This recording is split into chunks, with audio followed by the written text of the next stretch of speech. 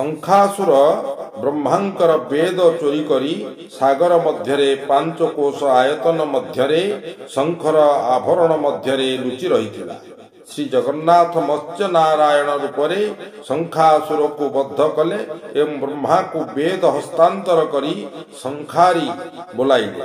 ଶଙ୍ଖାସୁର ଶିବଙ୍କର ଭକ୍ତ ଥିବାରୁ ଶଙ୍ଖାସୁର ନିଧନରେ ମହାଦେବ କ୍ରୋଧିତ ହୋଇ ଓ ଦେବତାମାନଙ୍କ ସ୍ତୁତିରେ ଶାନ୍ତ ହେଲେ। ସେତିକି ବେଳେ ସଦାଶିବଙ୍କର ପ୍ରସ୍ତାବ କ୍ରମେ ଶଙ୍ଖର 5 କୋଶ ବ୍ୟାପୀ ଆୟତନକୁ ଶଙ୍ଖକ୍ଷେତ୍ର ଏବଂ ଶଙ୍ଖାସୁରର ନାଭିସ୍ଥଳକୁ ଶଙ୍ଖନାଭି ମଣ୍ଡଳ କୁହାଯାଇଛି। ମତ୍ସ୍ୟ ପୁରାଣରେ ମତ୍ସ୍ୟ ରୂପୀ ଜଗନ୍ନାଥ ସତ୍ୟବ୍ରତ ରାଜାଙ୍କୁ କହିଛନ୍ତି, ଶଙ୍ଖାରି ନାମ ବହିବି ଶଙ୍ଖାସୁର ବଧି, ଆନନ୍ଦେ ଲହରୀ ଖେଳାଇବି ଯେ ମୋହ ଦଧି। ଶଙ୍ଖ ଦୈତ୍ୟ ନାଭିସ୍ଥଳ ହେବ ପୁଣ୍ୟଧାମ, ଶଙ୍ଖ ନାଭି ମଣ୍ଡଳ ଯେ ବୋଲାଇବ ନାମ। ଶ୍ରୀ ପୁରୁଷୋତ୍ତମ କ୍ଷେତ୍ର ମୋ ନାମେ ହୋଇବ, ନୀଳଗିରି ପରେ ମୋର ନିବାସ ରହିବ। ଶ୍ରୀ ଜଗନ୍ନାଥ ଇଚ୍ଛାନୁଯାୟୀ ଓ ପୌରାଣିକ ମତ ଅନୁଯାୟୀ ଶ୍ରୀକ୍ଷେତ୍ର ନାମ ଶଙ୍ଖକ୍ଷେତ୍ର ଶଙ୍ଖନାଭି ମଣ୍ଡଳ ବା କମ୍ବୁକଟକ ହୋଇଅଛି ଏବଂ ସ୍ୱୟଂ ମହାପ୍ରଭୁ ଜଗନ୍ନାଥ ଏହି କଟକରେ ରାଜା ଅଟନ୍ତି। ଏଣୁ କବି ସମ୍ରାଟ କହିଛନ୍ତି, ସେ କମ୍ବୁକଟକ ରାଜା ନାମ ଜଗନ୍ନାଥ, ଚାରି କନ୍ୟା ଚଉବର୍ଗ ଦେବାକୁ ସମର୍ଥ। କମ୍ବୁକଟକ ଏହାର ନାୟକ ସମ୍ପର୍କରେ କବି ଦୀନକୃଷ୍ଣ ଲେଖିଛନ୍ତି, କମ୍ବୁକଟକ ମଧ୍ୟରେ ନାଗର ଏକ, କୌତୁକ କଥା ମାନଙ୍କରେ ରସିକ। ଏବେ ଶ୍ରୀକ୍ଷେତ୍ର ପୁରୁଷୋତ୍ତମ କ୍ଷେତ୍ର ଶଙ୍ଖକ୍ଷେତ୍ର ବା ଶଙ୍ଖନାଭି ମଣ୍ଡଳ ସୀମା ସମ୍ପର୍କରେ କିଛି କୁହାଯାଉ। ସ୍କନ୍ଦ ପୁରାଣ ମତରେ ଏହି କ୍ଷେତ୍ରରେ ପରିମାଣ 5 ବର୍ଗ କୋଶ ଅଟେ। ଏହି ପୁରାଣରେ କୁହାଯାଇଛି, ପଞ୍ଚକୋଶମିଦଂ କ୍ଷେତ୍ରଂ ସମୁଦ୍ରାନ୍ତର ବ୍ୟଥିତଂ, ତ୍ରିକୋଶ ତୀର୍ଥରାଜସ୍ୟ ତଟଭୂମଂ ସୁନିର୍ମଳଂ, ଆୟାମଃ ବିତୃତିଭ୍ୟାଞ୍ଚ ବିଖ୍ୟାତଂ ପଞ୍ଚକୋଶକଂ, ତୀର୍ଥରାଜସ୍ୟ ବେଳାୟଂ ସ୍ୱର୍ଣ୍ଣବାଲୁକୟାପୁତଂ। ସମକ୍ରମେ ଏଠାରେ ଉଲ୍ଲେଖଯୋଗ୍ୟ ଯେ ଶଙ୍ଖକ୍ଷେତ୍ର ଶ୍ରୀକ୍ଷେତ୍ର ବିଷ୍ଣୁଙ୍କର କଳେବର ଅଟେ। ଏହା ମଧ୍ୟରେ ଅନ୍ତର୍ବେଦୀ ସ୍ଥାନ ଶ୍ରୀ ଜଗନ୍ନାଥଙ୍କର ହୃଦୟ ଅଟେ।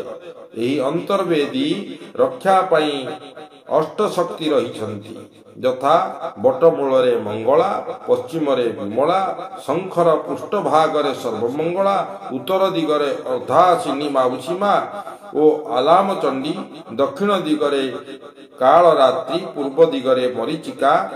କାଳରାତ୍ରିର ପଶ୍ଚାତ ଭାଗରେ ଚଣ୍ଡରୂପା ଚାମୁଣ୍ଡା ଅଛନ୍ତି।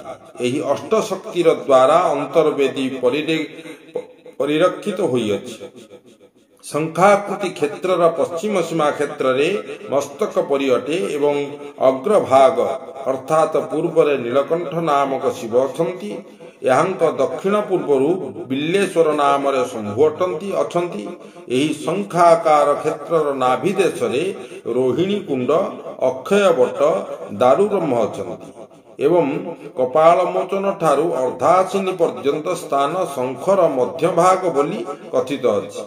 ବଟ ଓ ମହୋଦଧି ମଧ୍ୟରେ ପୂର୍ବ ମୁଖ କରି ରହିଥିବା ମତ୍ସ୍ୟାବତାର ପଶ୍ଚିମ ମୁଖ କରି ରହିଥିବା ଶ୍ଵେତ ମାଧବଙ୍କର ସ୍ଥାନ ପ୍ରସିଦ୍ଧ ଲାଭ କରିଅଛି।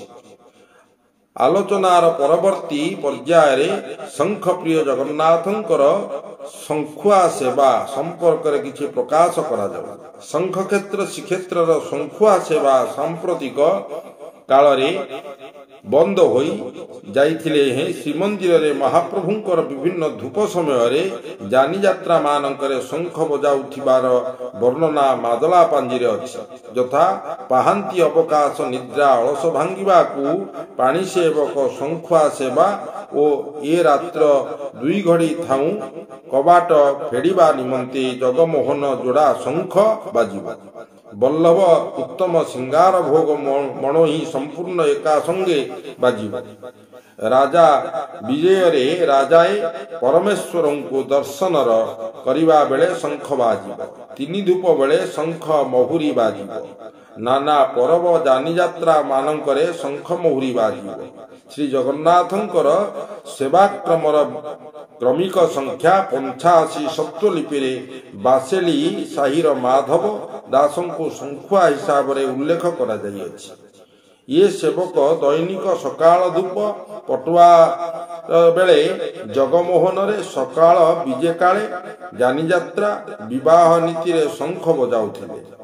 ଏହି ଭିତରେ ଗାୟଣୀ ନିଯୋଗ ସେବକ ଥିଲେ, ମାତ୍ର ଦରମା ଖେଇ ନଥିବାରୁ ବହୁ ବର୍ଷ ହେଲା କାମ ଛାଡ଼ି ଦେଇଛନ୍ତି। ତାଙ୍କ ପରେ ଆଉ କାହାରିକୁ ନିଯୁକ୍ତି ମିଳିନାହିଁ।